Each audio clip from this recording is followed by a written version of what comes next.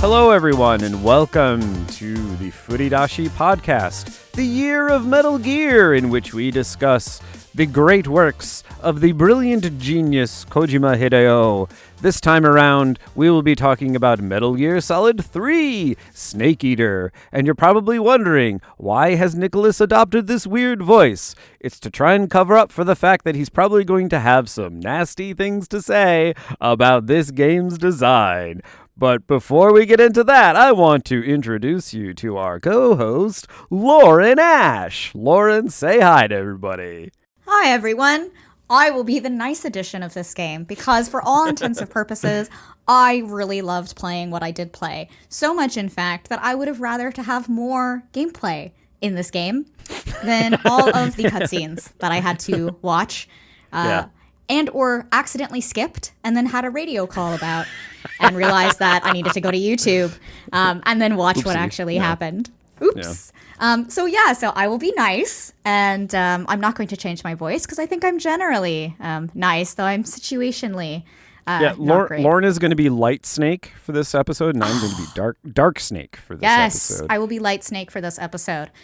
And in today's episode, I'm just super excited for us because what we're going to do is have the return of the hex analysis. Yeah, but before we get into that, we actually have some housekeeping stuff that we have to cover. And the reason for this is because we have, over the past couple of months, been having a really hard time figuring out how we were going to play Metal Gear Solid 4, because at the time, it was kind of like, you could really only play it on the PS3. You could play it in emulation as well, but there was all sorts of stuff you had to do just to get it to like emulate properly. And then Konami announced that the Master Collection Volume 2 is going to be released in August. And that will include both Peace Walker and Metal Gear Solid 4, both of which we were going to play. So what we're going to do is we're going to delay our playthrough of those two games until September and October. And so next month, what we're going to do in lieu of what we originally would have is we are going to have an episode about video game preservation and all of the sort of difficulties that emerge as a result of trying to study and analyze like historical video games, particularly games on like consoles where it's like they're sort of trapped oftentimes, and that even when they get remade, oftentimes they get turned into completely different games. So it's like if you want to understand what a game was like historically in its context, a number of problems arise. So that'll be for the free episode next month, and then the Patreon episode will be something Lauren has been asking from me for a while is for us to do a kind of primer on like what showing and telling mean in terms of game design. And so like applying these concepts that often come out of, say, like creative writing processes and how that then applies to the way in which you think about like the structure and design of video games. So that's what we're doing. And then in May, we'll be doing Ground Zeroes, so Metal Gear Solid 5 Ground Zeroes. And then in June, we will be doing Metal Gear Solid 5, The Phantom Pain. I realize that's a lot of sort of like moving things around, but I just wanted to make everybody aware up front that that's what we're going to be doing. So, Lauren, what exactly is the hex plot? Why do we have 6 axes of analysis? What does that mean? Well, Nicholas, I'm so glad you asked.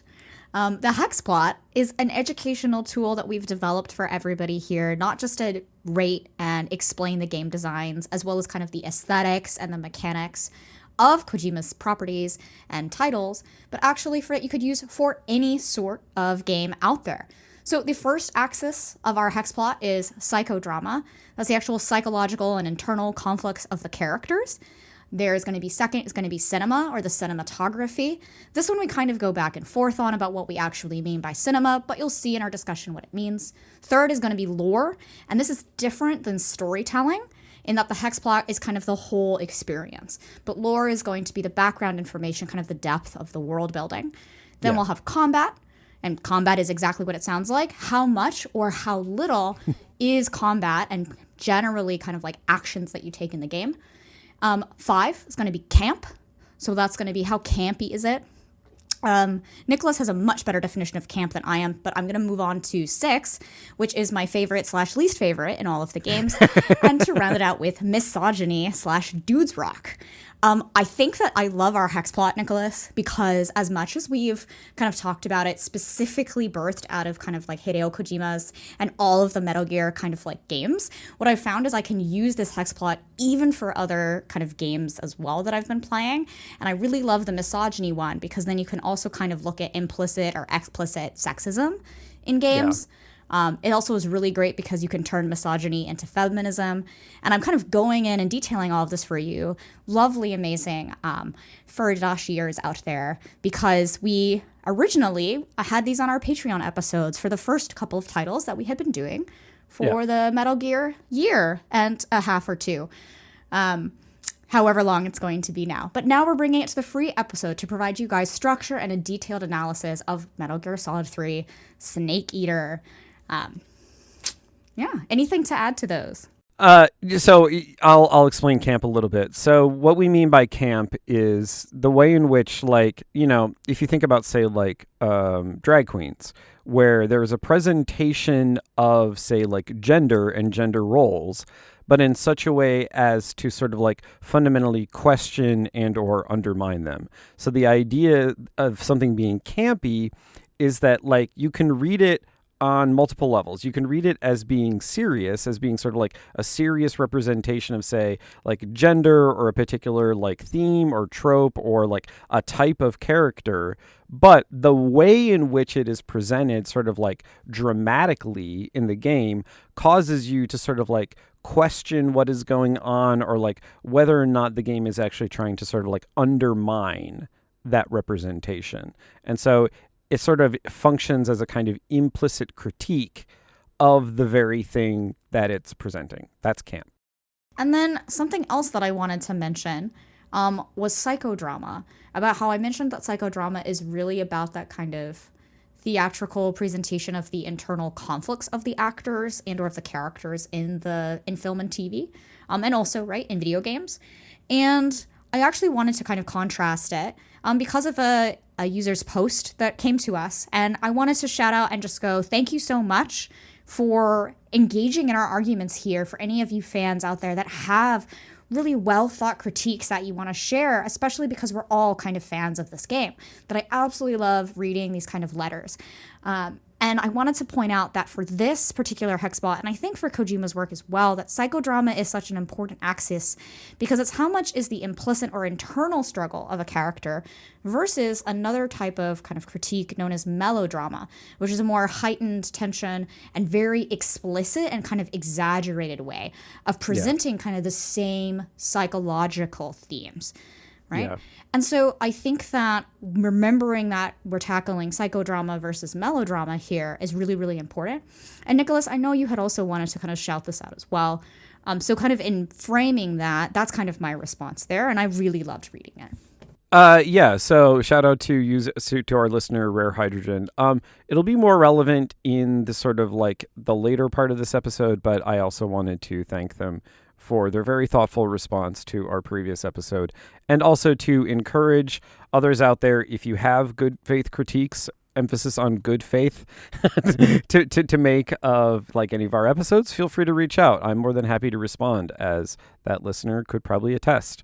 But getting into the 6 axes of analysis, I think this time around we actually want to start with misogyny, because there is something, like, I don't know why, but, like, you know, Metal Gear Solid. Well, I mean, for one, like, Metal Gear and Metal Gear 2 really kind of weren't very misogynistic at all. And then in Metal Gear Solid 1, there was, some cheeky banter was really sort of like the limit. And then in 2, it kind of like, I think because that game was sort of conscientiously designed supposedly to like appeal to a female like player base, like the sort of like the more misogynistic elements kind of like took a back seat, whereas they kind of sort of like come roaring back in MGS3 to such an extent that it's like I almost kind of didn't know what to do with it. So the one that sort of really stuck out to me, like for the most part, for like example, so when Ava shows up and she like unzips her jumpsuit, down far enough so basically you can see her boobs. Well, you don't see her boobs, but you see her bikini. I was like, it's okay. a pretty thin bikini. Okay. Yeah, and I was like, okay, fine. But no, to me, where it really became egregious is that like after Snake wakes up, like you can literally at one point use the R1, which is the which switches into first person mode, to basically leer at her, and like you can't move the camera away from her boobs or from her ass. Like that is the thing that it immediately focuses on, and I'm just like, what is this doing? Yeah, it's because. Literally, sorry, go ahead. No, I was just gonna say, like, I think like 100%. It's 11 out of 7. I don't know, 11 out of like whatever the smallest denominator is. This game is just so misogynistic, and I really am glad you started with the R1 because as a game mechanic, right? And we do tend to talk a little bit more about narrative and its storytelling and the aesthetics and the way that these games make us feel. But I have to say, like, as a game mechanic, I was like, man, I really love this mechanic. I really love being able to hit R1. And I actually feel like I'm more empowered in some of these cutscenes whenever I see that button. And there are moments where I wish that I could hit R1 more, right? Because I was like, oh, I feel like I don't want to see Snake's face right now. My terrible thing about that cutscene was that I was like, oh, it's dark outside, so I should like dress myself in all black, including my face paint. And it was not the best call to make in that cutscene. It looked terrible. Right? I'm lumping this in with misogyny here because it was horrible. And not only did you bring up like such a great mechanic, and then they had to use it in such an egregious way. Like it just really undermined than every other time I used it afterwards, Nicholas. I just felt like I kept remembering, right? Yeah. Like, thank you. This does tell me a lot about Snake's character, but it really tells me more about you, the developers, like all of them. Well, but that's the thing is like it's still an open question though what it says, because like in many ways MGS3 is a kind of Bond film, or like it's definitely taking its cues from like the Sean Connery era Bond films. And in fact, at one point when you talk to a paramedic to save, she explicitly says, like, have you seen From Russia with Love? It's a really great movie. I hated that. I was like, oh my goodness. Oh God. Okay. Yeah, I get it. And then like the cinematic sequence in between sort of like the prologue and like the body of the game is like pretty explicitly like modeled on like a Bond credit sequence. Oh, it really is. Yeah. It even has a Bond style song to go along with it.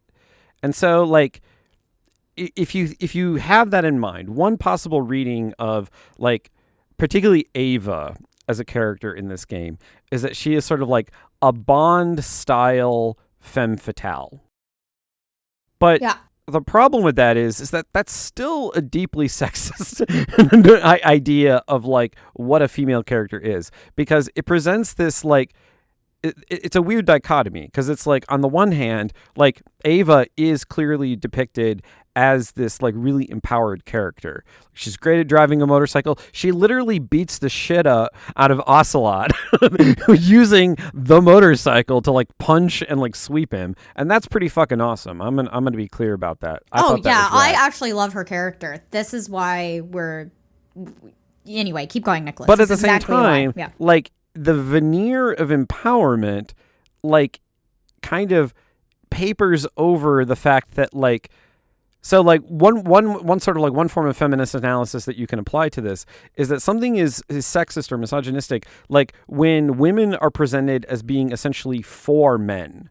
And so they can be for men as sexual objects, or they can be for men in the sense of that you see in this game, and also say like in a lot of spy movies where it's like they are the ones who facilitate the heroism of like the male protagonist. In other words, they exist not necessarily as their own thing, although the very end of the game undermines this. Yes. And so that's actually what I was going to say, is that the other right kind of argument you see is that if a woman is specifically to facilitate the heroism of the man, which is very much seen in Sean Connery, James Bond. I don't think it's From Russia with Love. I think it's and it's not Golden Hands. Oh my gosh. You mean Goldfinger? No, Hands. I know, right? Terrible. It is. It's Goldfinger. It is in Goldfinger. Yeah, it's Goldfinger, yeah. That, the pilot lady, sorry. I was like, it is, I think, anyway, doesn't matter. It's because I kept saying Midas in my head, and I was like, no, Lauren, you're going to get this. It's not He's the reference. the man with the Midas touch. Yes. Anyway, TLDR. Sorry, guys. I should have had that written down because I was like, I'll remember it. But no, the female pilot is absolutely what Nicholas is talking about here, where as a woman in a Bond film that is specifically meant to highlight the heroism of James Bond. Like, he somehow convinced her, right? And then the end of that is Bond's having his authority, right, over her in obvious ways. Versus, I would say that the ending of this, and Ava's consistent overpowering of the men that undermine her, is a really interesting concept that when I saw R1 to Gawk, I hated it for a different reason, which is going to link into Boss as a character. But I almost then was like, damn it, I kind of want to implement this in my own game. And that left me feeling, after consistently seeing Ava show up for herself and undermine it via the ending, which is a spoiler, which we usually were okay with spoilers, but almost in this case, I don't want to give it away. But it is a very like Euro spy kind of ending, and it is 100% a Euro spy ending. But it was the I don't want to use the word tasteful because nothing about that was tasteful. But I do want to say it's not done tastefully. It's not done tastefully, but it is done conceptually in a way that even in other Euro spy films, I do see it's like, oh, I'm so sorry, I had to leave you. Right? But this was just more like factual and objective, and that could just be the English voice acting, if that makes sense, right? And so that's kind of what I'm trying to say I'm grappling with here, is that I actually do think that I can, and I say grappling, but what I really mean to say is I don't want you guys as listeners to hear me and say, Lauren, you're making a contradiction, because it does sound that way on air. And what I really mean is that I'm going to call this game misogynistic as hell for an 11 out of 7, right? 11 being, I guess, the highest on my 7-point scale. And 7-11 is great. Sorry. 11 out of 7. But I also want you to know that I do think that Ava as a character still kind of stands on her own and somewhat patches the Bechdel test. In some ways, but not all axes. What's weird is that like, there is a sort of like Bechdel test quality to like the supposed off-screen relationship between the boss and Ava, but that's never actually shown. Like, it's never actually shown. She says that it happens, and so I mean, I guess we assume that it did, but we don't see that.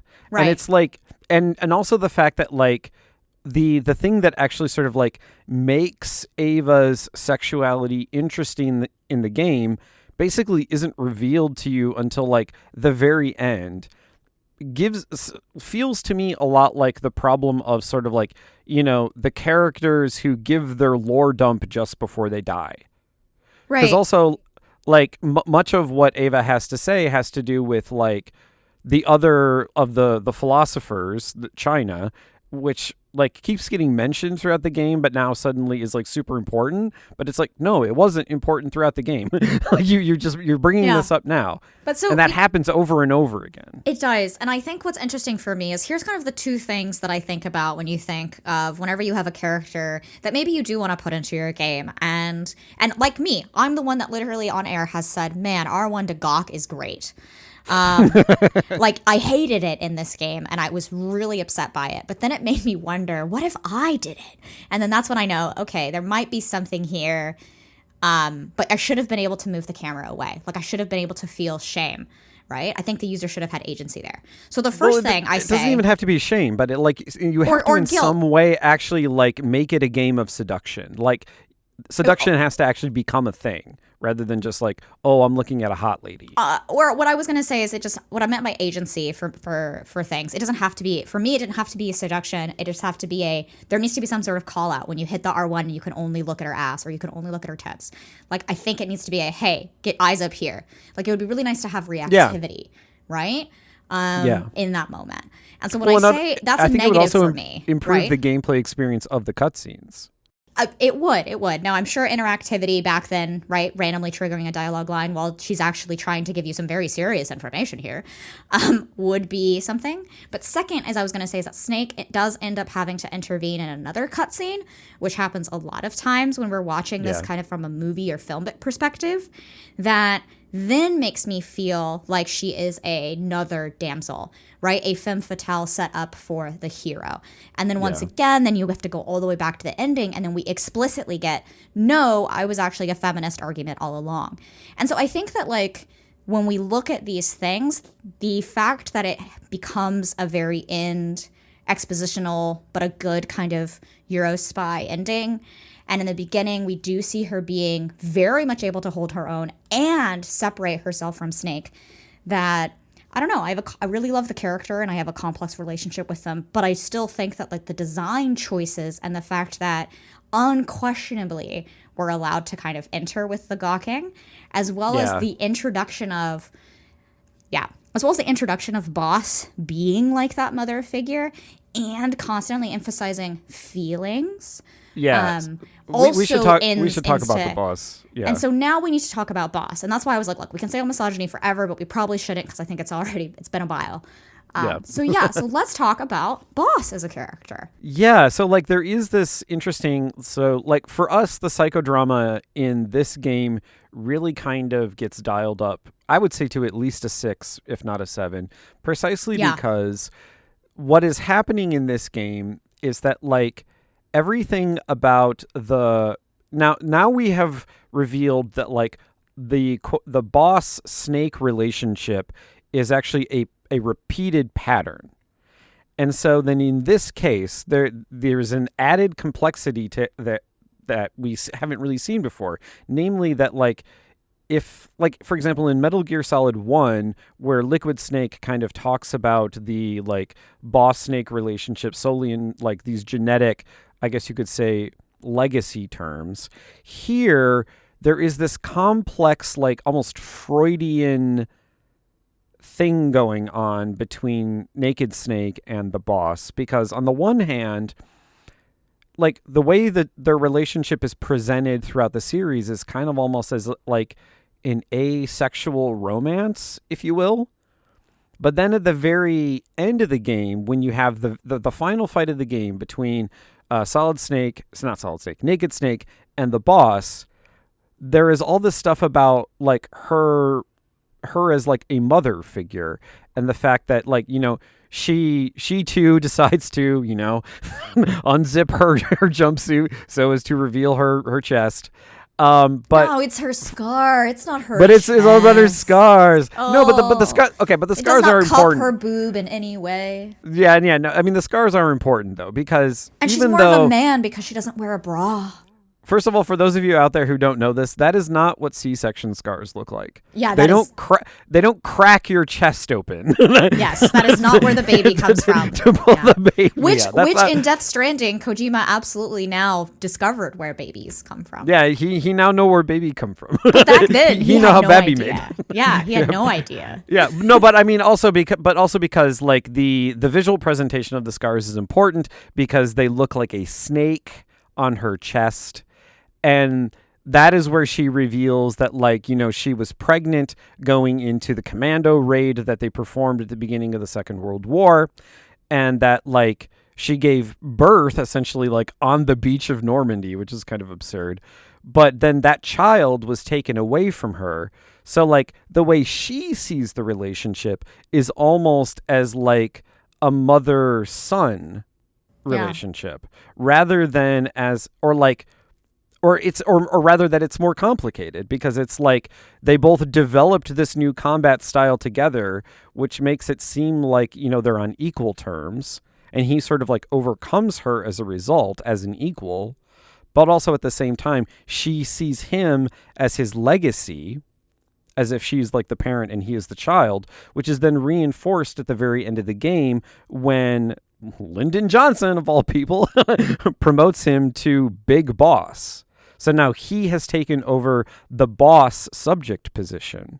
Like, he has now literally inherited the title that she has, in essence, passed down to him. Yeah, and I really love that framing of the argument, because I think that's something that came out of the article, and something I didn't realize that we were, say, skirting around in our discussions, is the nature of identity. And the nature of who are we, who is Snake, who are you, the player, supposed to kind of inhabit or feel with. And I think the reason why we've been, and I wouldn't say skirting around it, but the reason why we haven't explicitly stated it is that identity is really just one small fraction of an aspect of the Metal Gear games. And I think that the mother-son relationship here is what's really, really important, is that you mentioned that she is passing down the title of boss in a way that reframes for us, right? And if you had played the previous games, it reframes those. If you play this game first, go back to those games, it now reframes and recontextualizes the actions you will take in those games. Yeah. And the interesting part here is that it was really hard to play this game, just tandem in our current world state. And so I'm about to say something, and that's my tangent / disclaimer. Yeah. It was really interesting to kind of come back and go into this and then realizing you get the Big Boss title, because ultimately she wasn't trying and or ever, I think, wanting to pass down the legacy, because her entire dialogue is very explicitly about duty. It's about what will you do for your mission? What do you believe, right? And I think the nature of belief, the nature of what caused you to defect, right? The nature of who tells which lies, who tells which truth, and the nature of duty, or the nature of honor-bound obligation. Yeah. That's the kind of level of psychodrama that is really deliciously and delightfully embedded in these kind of cinematics and the animation, but also something that when we look at kind of the legacy of, you could say, Snake up until Metal Gear Solid 3, like Snake Eater, it is very Ouroboros, right? It's a snake eating itself. It's a snake eating its own tail. And so I just have to, that is just so clever, which is why I can see why people just fall in love with kind of the reader responses and the theories we craft talking about and critiquing this game, maybe more than what the game itself actually is stating explicitly or even implicitly within the actual text. Yeah, and because like part of it is that, so this was, to me, also true of Metal Gear Solid 2, but not nearly as much as it is with MGS3, which is that, like, in this game, it really feels like Kojima wanted to make a movie with some gameplay elements, like an interstitial almost, because the cutscenes are kind of taken like to an extreme.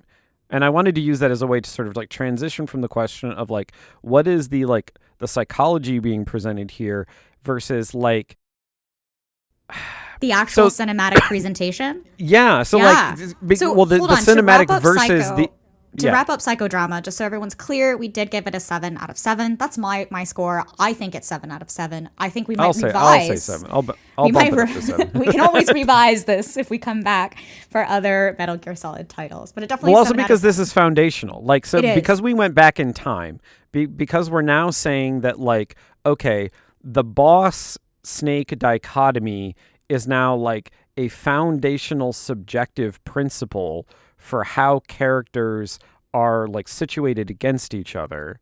Like the fact that it is now foundational to me is what bumps it all the way up, because it's like, this is now, even if it wasn't necessarily always there before, from this point forward, it is now going to be the primary way to understand these relationships. Right. And let's move into the cinematic presentation of that, because this is also, I think, becoming a foundational way that Kojima wants to present Metal Gear. Yeah. Which is like, there's, I mean, he doesn't I think want you us and to I play agree. Metal Gear. there are too many cutscenes in this game. Too many cutscenes. Like, I don't really feel like that's a pretty controversial point.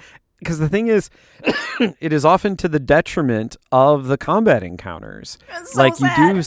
You do spend there. I remember like at the very beginning of the game, not the very beginning, like this is essentially like after the prologue, after the credit sequence. Once Snake has like been dropped in on his drone, and you meet with Ava for the first time, like there's an encounter with Ocelot where you're like, oh fuck, we're gonna fight him now. We're gonna fight him now. We're not gonna. By the time I fight Ocelot, I hate and loved the encounter because, that's gonna go into combat in camp. But I'm just gonna say, the cinematics with him, I have a controversial opinion of this because cinema should be high because there were many cinematics. But I would rather have like the Hesplot read animation quality for the times because the animations were so good.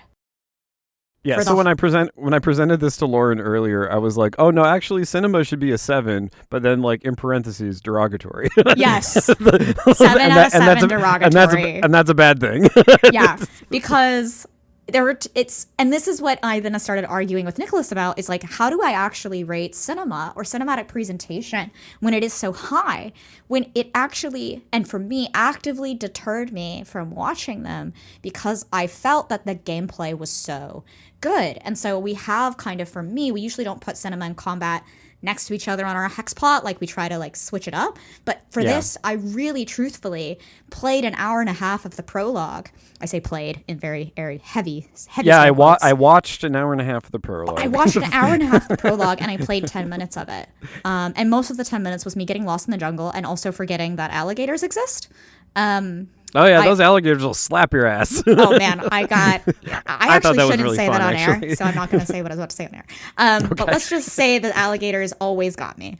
Yeah, and it was just it was very frustrating. Well, yeah, because in many ways we can't really talk about these two separately because like the cinematic elements and like the gameplay / combat elements are very clearly in tension with one another, and the way in which the design sort of pushes so far into just like showing you what happens rather than letting you interact with what happens meant that like a lot of the combat kind of feels at times like it's taking a back seat, with one exception, which is the final sequence of the game where basically there's the long, protracted, like multi-part encounter with the Shagohod, where you start off you try to blow it up inside the hangar, but that doesn't work. There's a real cool kind of like rail shooter thing that you have to do where Ava is driving the motorcycle, but like you're in the sidecar shooting people who are chasing you, and then that has like multiple stages, and then like the Shagohod bursts forth and it roars in the same way that like the Rex roared in Metal Gear Solid 1, and then there's the multi-part fight with what's the guy's name? The colonel. Oh, the lightning man. Lightning right? guy. Lightning man. We're just gonna call him Lightning Man because I don't. I know. I hate that I forgot his name. It begins with an R. I don't know. No, exactly. It's I was gonna say Rogaine because I don't think he has anyway, hair. like that whole sequence, the way in which like there are like brief cutscene interstitials in between like these like very clearly delineated stages of a combat encounter, like that whole thing, brilliant. A+. If that were the entire game, mwah, pizza pie. Pizza pie. And I actually am not going to rate cinema because I do want to talk about the combat very briefly to underscore the idea of why we have the opinion that these cinematics are beautiful and gorgeous, and the psychodrama and the themes that come from them were great and we loved them. But damn, there were too many of them, is because of two reasons. And we are running out of time, and so I am going to be quick. The first reason is going to be that a lot of the cutscenes initially in the first kind of 50% of the game are repeated in the radio dialogue. And I do know it was for people like me who skipped the cutscenes and you need to know what's going on. Totally valid that they got that user feedback and they went throw more narrative at it because that's what I've been told. So yay, we'll fix it in post. All right. But first, that really undermined the value of said cutscenes. And so it felt like it was hit or miss. Sometimes if you missed the cutscene, you'd get a radio. Sometimes if you didn't, missed the cutscene and you got the radio, very early on, you basically have this encounter with boss again. And if you skip that cutscene, Snake gets on the radio and goes, hey, so I just saw boss. And if you're like Lauren, you're like, well, fuck, I really fucked up. Wow, that was a lot of F-bombs there. But that's how I felt, okay? Second is that I'm moving into combat because my entire premise for this game, and everyone, I really hope you appreciate when I say this, is that I really loved the gameplay. It was delightfully terrible. What the hell is shooting? What the fuck is aiming? You know? Why is the map in a menu?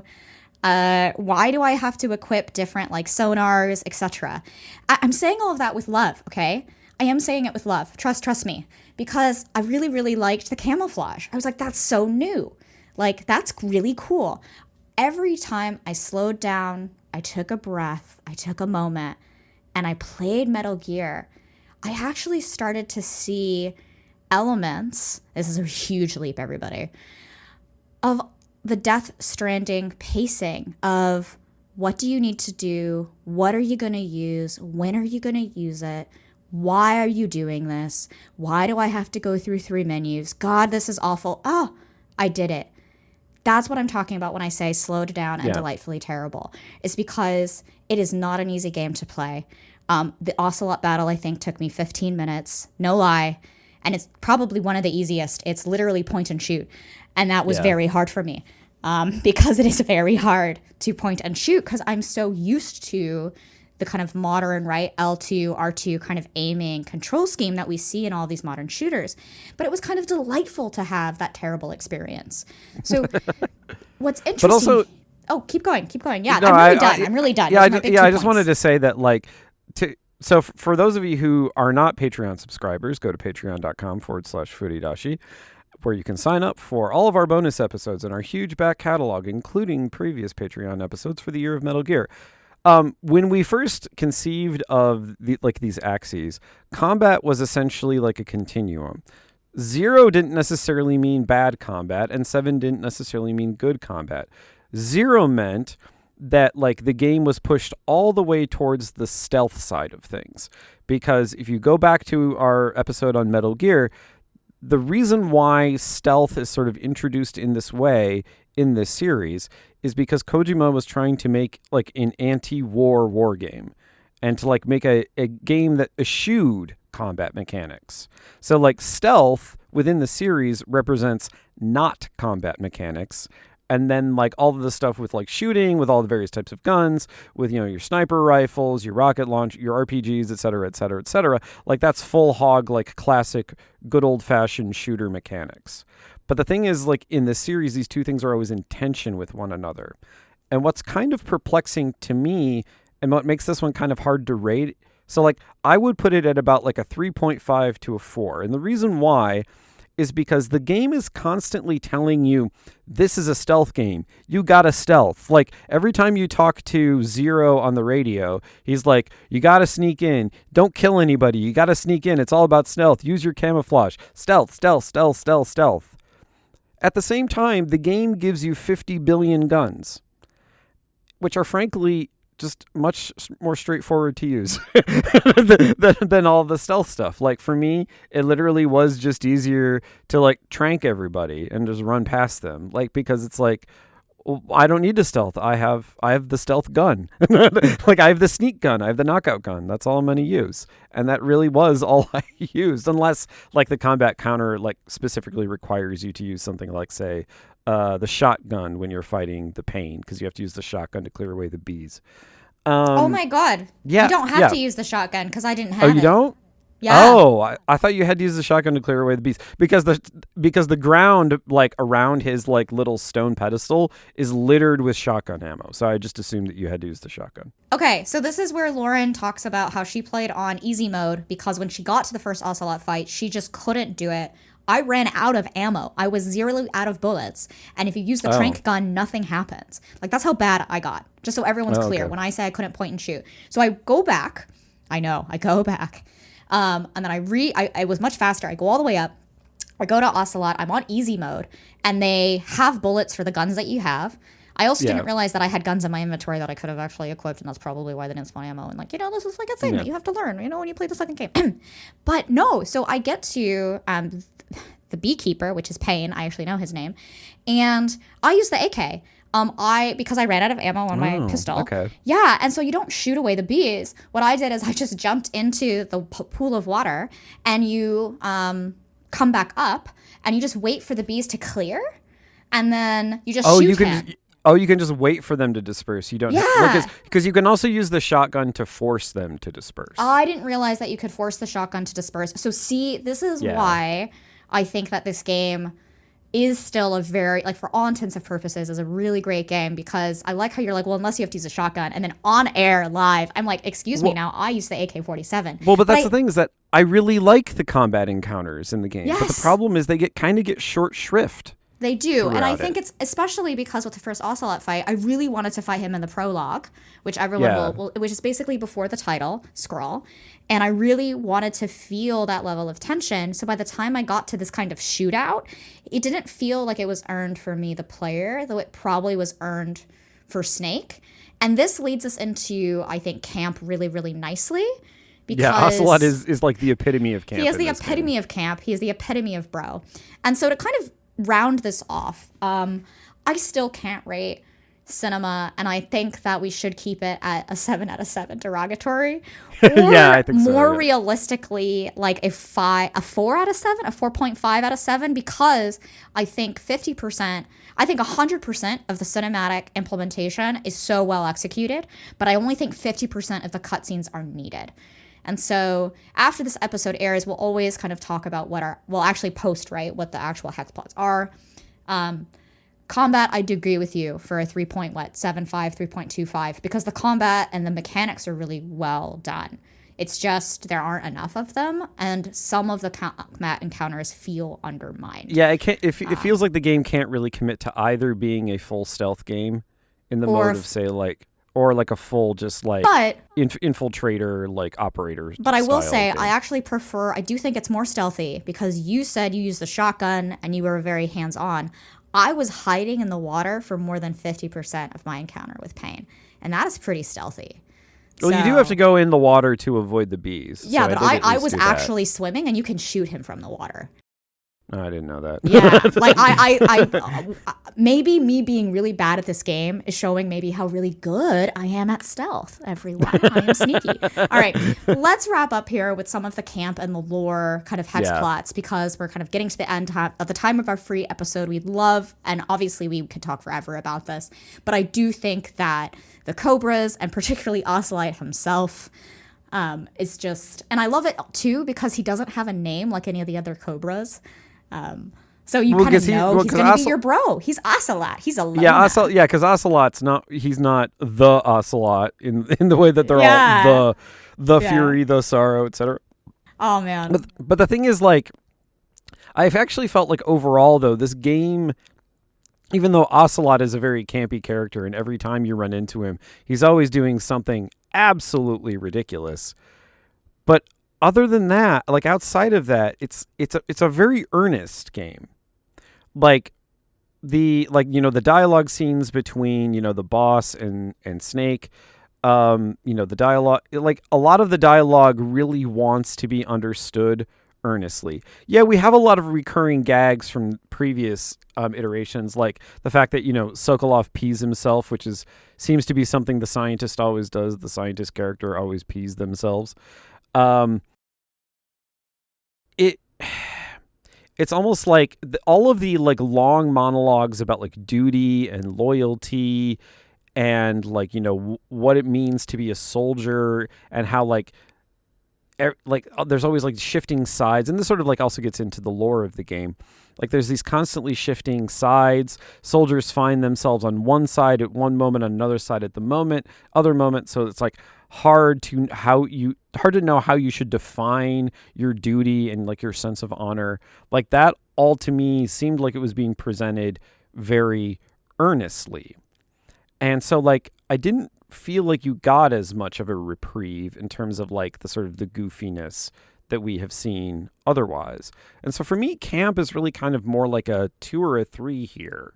Yeah. Because it's like occasional, but not much. Yeah, and I actually like that you use the term earnest, because whenever I'm in game development, something that comes about a lot is that, hey, we want our characters to feel more grounded. And whenever you hear that, it really just means more real world. Some people think it also means more serious in tone. And I say this because that's not really what grounded means. And so I'm using a bunch of words to describe just the feeling, all right? And when I played this, I realized that even though they had these very... even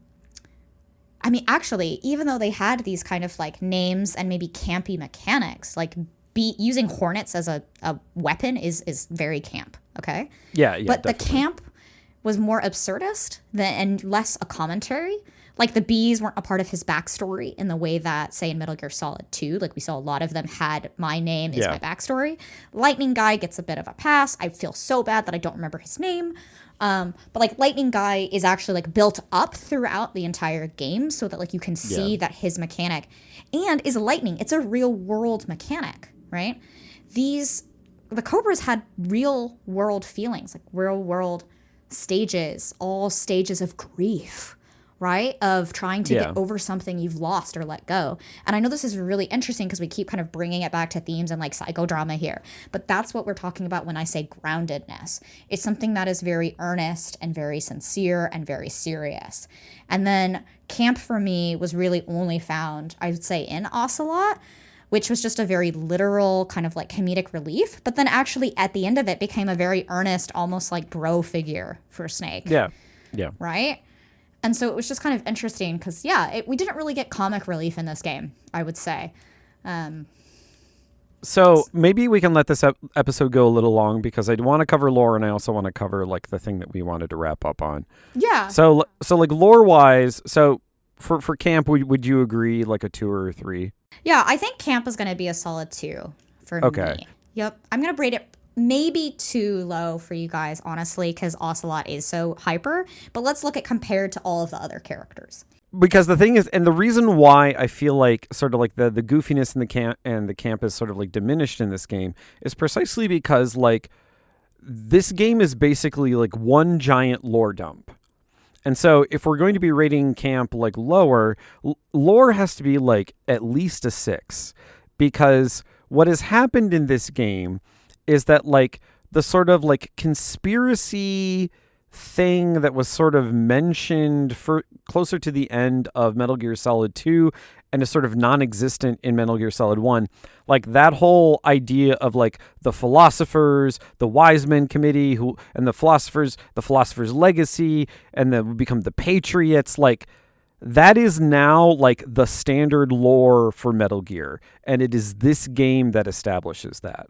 Like that is how like geopolitics work. That you may have the Soviet Union and the United States and their respective like historical leaders, because like I said, Lyndon Johnson appears in this game, Nikita Khrushchev appears in this game, but ultimately what's underlying that is this sort of like manipulation, if you will. Which, we're getting into sort of like some of the problems with conspiratorial thinking. But that now is sort of like the manipulation of world events by like a shadowy council, like an Illuminati type organization. And that organization now sort of like controls everything, originally through money. Later it will be through AI, which we actually kind of got a bit of a glimpse of in MGS2. And so like, that shift, because it really kind of didn't exist before MGS2. Like that shift and the fact that like that is now the worldview of the game, for me really makes this like an extremely lore heavy game in the way that like it's a camp less game. Yes, it's a campless game and it's a lore heavy game. And I think what I'd love to do is kind of like start talking about the revisionism of everything, because when we were discussing this beforehand, I wanted to disagree with Nicholas a lot about how heavy lore this was, because while I believe it's foundational and explicit, like lore is things that you kind of explicitly kind of tell in the story, as well as how much of like the lore is kind of required, the world building aspect of it, like kind of etc. And I wanted to kind of end on this with the revisionism theory, because other games we've rated high on lore because they just keep throwing the story in your face. And this one's kind of like derogatory 7 out of 7 cinema, which is not a real rating, just so we're clear. It's a joke. Because the cinema is beautiful for the times. But maybe not even for the times, just beautiful in general. But like... No, it's well done. It's just too much. It's just too much. And the games felt thematically tied for Lauren, and perhaps for Nicholas as well. I just haven't cleared with him, and we're doing this live. No, I find them thematically muddled. Okay, great. I find them extremely muddled. So Lauren finds that the games are thematically tied only in hindsight. And the reason why I disagreed about this lore argument being pretty high, which is why Nicholas is like, 6 out of 7 versus a 7 out of 7, which is probably what I think all of y'all are probably thinking, is that because it has this element of revisionism, of kind of rewriting the story, of controlling the narrative, but doing it, and it does it in a clever way that if you play those games with or without, once you've played this title, right, and you go back and play the others, or you kind of frame it and look at the others, you can still play them all standalone. And I think that does a very good job of it.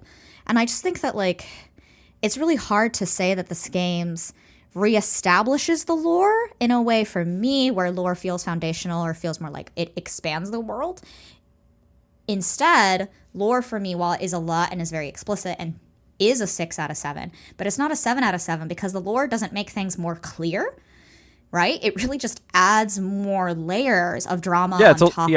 It's a lore dump. It's really, a lore dump, rather than an actual kind of, like, you could say, foundational literature. Now, we'll see what this kind of comes through later, but Nicholas, your arguments on revisionism, right, talk about how you don't think that this is actually, like, thematically tied. Or you do. I don't. But, okay, so here's the thing. So, like, there are a couple of bases for my argument. Basis number one was actually the exchange I had with Rare Hydrogen back and forth, in which, like, ultimately I think we had to agree to disagree, but they really helped me clarify my thinking about what I was previously referring to as sort of like a paranoid style.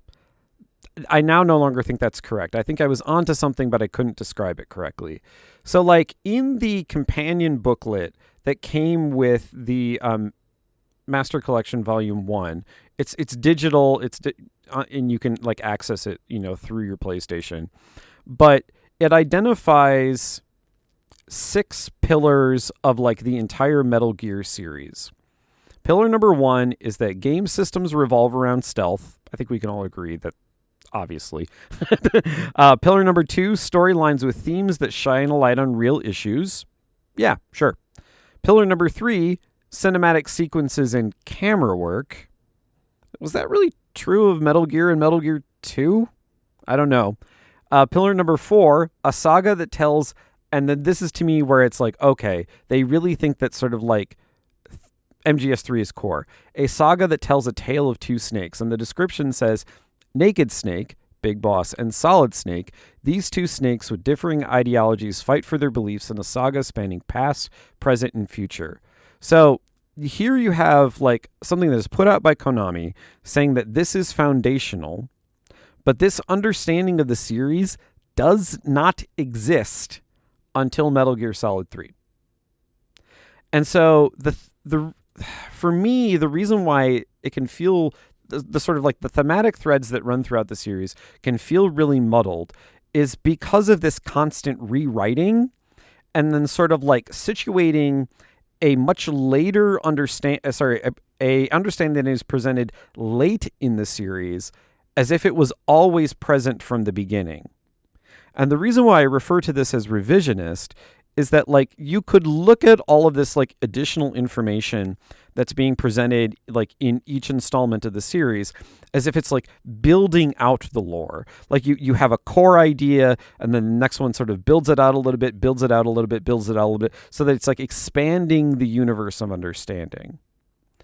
But what is actually happening is that each time something is built out, it feels like something else is getting erased. In other words, it's revisionist because it's also trying to obscure things that were present in earlier installments of the game. In other words, it's trying to supplant and replace those earlier understandings rather than building upon them. And that's also why I think, like, the broader themes of identity don't quite work for me. it would be much better, in my opinion, to think about it as talking about like subject positions, because it's become very clear that the idea of like boss and snake are like conceptual frameworks that particular characters fit into, move in and out of, depending on the game in question. Because like we will see Raiden again, but he will not be the snake type. He will be a completely different thing when we see him in Metal Gear Solid 4. And also, if you've ever played Metal Gear, what is it? Revengeance? Rise? I can't remember what the title of that game is.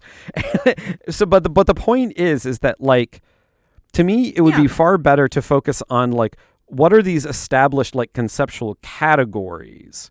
How do they function, and how are they being manipulated over time? And for me, the way that fundamentally works, and it also sort of like it helps explain the way in which the series views the actual historical events that it incorporates. A good example of this, I'm sorry this is taking so long. A good example of this is in Metal Gear Solid, the first one, where one of the things that Liquid Snake brings up is that, like, do you remember in the first Gulf War, Agent Orange and all of the effects that it had on soldiers? And, like, he then retcons literal history to be like, no, that was actually the Genome Project, and the things that those soldiers were experiencing was actually the dysfunction in their DNA. And then there was also a well actually in Metal Gear Solid 3, which is that, like, it talks about the Cuban Missile Crisis, but then it completely rewrites the terms of what happened in the Cuban Missile Crisis so as to make it all about Sokolov instead. And so, like, I don't necessarily think that this is a good thing, but if we're looking at it purely neutrally, as like a neutral analysis, on the one hand, what Kojima thinks he is doing is like kind of creatively creating a sort of like genetic legacy that gets like inherited as like through the various installments of the series. But what I think is actually happening is that like things are getting retconned on many conceptual levels. And I want to point to a real life thing that happened that I think actually is something that Kojima did. It was pretty shitty, which is that, so throughout the Metal Gear Solid series, Snake, the various Snake characters, are played by a voice actor named David Hayter. Does an excellent job. We love him. But then when the Phantom Pain came along, actually Ground Zeroes is when this first appears. So like Metal Gear Solid 5, like Kojima just drops him because he could get Kiefer Sutherland to play Snake instead. And David Hayter actually kind of was extremely bitter about this because he was just sort of unceremoniously let go. And so like there is this tendency that Kojima has to kind of like rewrite even sort of like the production framework for these games in ways that are, I feel uncomfortable discussing them because it's like... Yeah, and I think, speaking of if you're already saying you're like, you feel uncomfortable, I was like, and that's a perfect segue for, I think that like, when we talk about revisionism and like the historical accuracy, this comes up a lot in like fiction pieces of alternate history, where you change the facts of the real world in order to kind of suit the narrative in the game's stories and characters that you've inserted into this alt history kind of version. And that's really what, for me, Metal Gear as a series and as a franchise is doing. And we will be actually getting into more about alt history and kind of how other games and titles such as Assassin's Creed or say Cyberpunk 2077 also kind of use this technique of revising historical events for kind of an alt history standpoint. Yeah. I think what's really interesting, and then to kind of wrap up kind of the revisionist argument, is that you did mention that you're like the greater themes of the game itself seem to get lost in the idea that there is a sense of retconning. And I just wanted to play devil's advocate to the developers for a bit, because I actually quite like the revisionism. I quite like the retconning, because I think that what Konami is doing in its literature and in these future titles is it's not so much adding new lore and building out the world.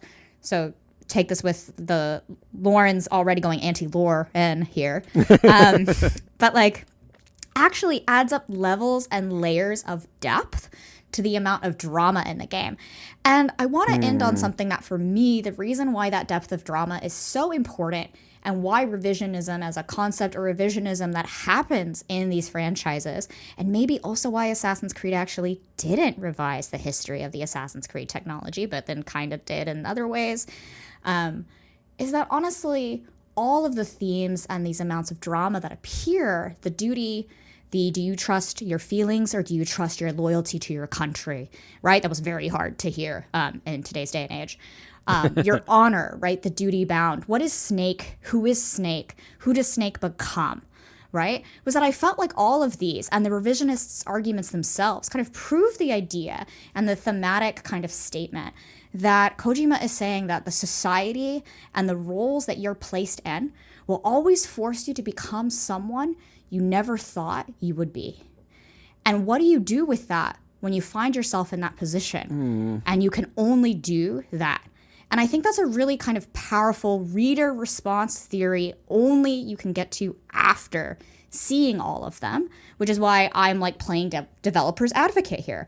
Playing that after doing so many of these titles for so long, that by the time you get to Metal Gear Solid 3 and you kind of look at that history and you look at the revisionism and you look at Konami trying to take the series in a direction that its own creator has said, please stop, how would we not see a something underlying statement of, I've been put in a position that I don't want to be in, and I must do it because I have a duty to the fans to make the games they want to play. So with that, everybody, thank you so much for listening to this extra long and extra special episode of the Furadashi podcast. We are your hosts, Nicholas and Lauren, and we will see you on the Patreon where we dive even further, I know, how could it be possible, into the elements of everything that we have talked about today.